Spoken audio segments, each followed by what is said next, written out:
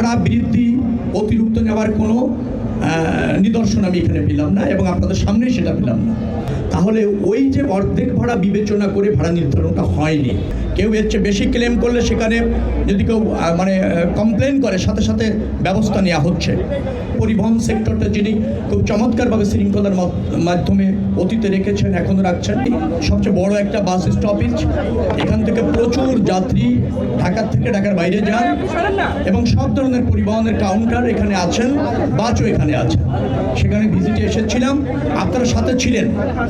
আপনারা যারা প্রশ্ন করবেন আমি জানি, আপনারা সাথে ছিলেন, কাউন্টারগুলিতে গিয়েছেন, সবাই কিন্তু নির্ধারিত ভাড়া নিচ্ছে।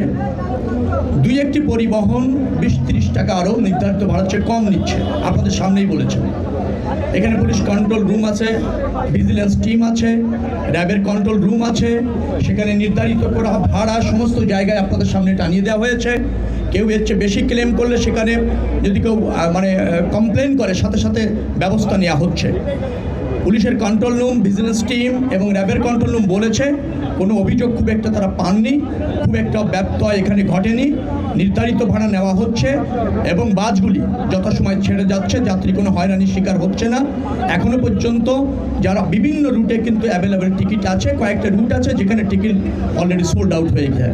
অর্থাৎ নির্বিঘ্নে নিরাপদে ঈদযাত্রা যারা বাসে যাচ্ছেন তারা এখান থেকে এনজয় করছেন, কোনো হয়রানি অথবা কোনো বিড়ম্বনার শিকার তারা হচ্ছেন না। এটা আপনাদের সামনেই আপনারা দেখলেন আর কি, যে আমরা এটা করার চেষ্টা, যে উদ্যোগ আমরা নিয়েছিলাম গত 15-20 দিন ধরে।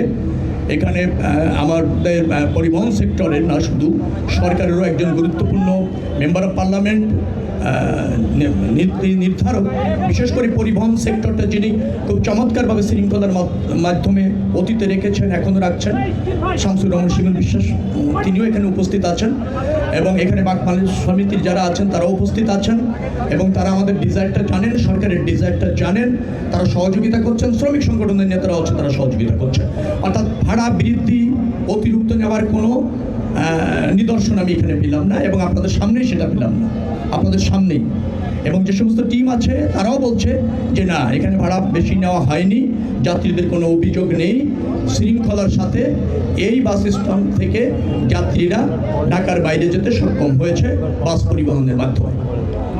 কাছে একটা প্রশ্ন আছে, প্রশ্ন হচ্ছে যে ন্যায্য আমি আপনাকে বলি, যেহেতু গাড়িটি তো মাঝপথে যাবে না, গাড়িটির ভাড়া নির্ধারণ, ফুয়েল সবই নির্ধারণ করা হয়েছে খুলনার জন্য। তার যে কস্টিং বা তার ব্যয়, খুলনা যাওয়ার ব্যয় নির্ধারণ করে ভাড়াটা নির্ধারণ করেছে।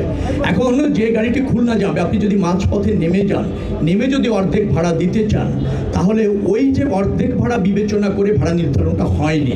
যেহেতু তার রুটটা হচ্ছে গাবতলী থেকে সরাসরি খুলনা, তার ব্যয়টাও খুলনাগামী একটা গাড়ির জন্য যা থাকে, যার ফলে টিকিটেও তাকে সেই ভাড়াটা নিতে হচ্ছে।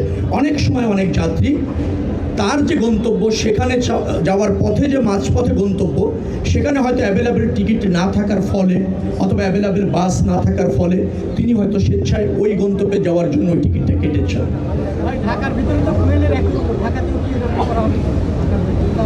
আমি আগেই বলেছি 15 তারিখ রাত 11টা থেকে গণপরিবহনে পর্যাপ্ত ফুয়েল দেওয়া হচ্ছে।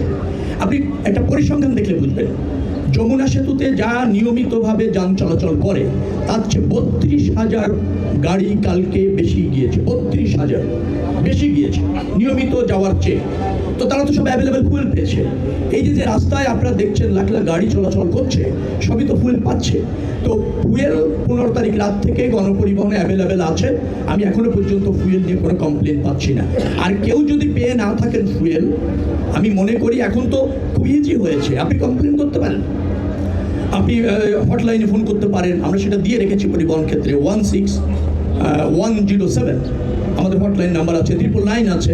আপনি ফোন করবেন বা পুলিশ কন্ট্রোল রুমে ফোন করবেন, আমাকেও ফোন করতে পারেন, তারা ফুয়েল পেয়ে যাবেন তাৎক্ষণিকভাবে। গণপরিবহনে ফুয়েলের কোনো ঘাটতি স্বল্পতা নেই। দেশে দেশে সবার সাথে দ্য নিউজ।